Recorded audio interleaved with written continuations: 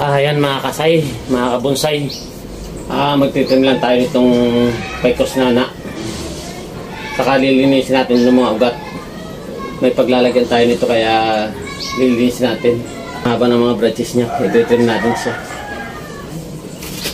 Dito muna tayo sa taas mag-uumpisa.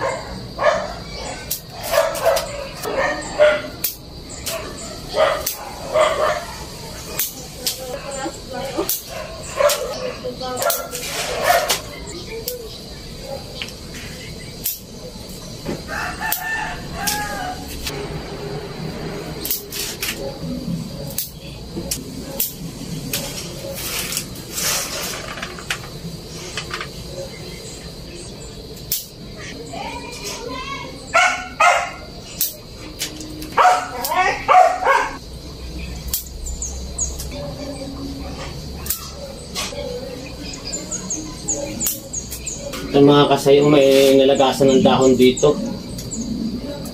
Dahil doon sa walang tigil na pagulan, nalagas ang dahon niya.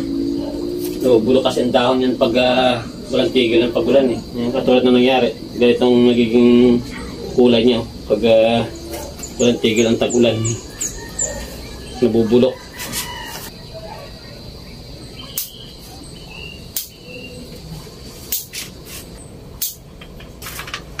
Yan, tapos na natin ma-trim. Gagawin naman natin ngayon, magtatanggal tayo ng mga ugat. Tanggal natin itong mga ugat niya para malinis tingnan.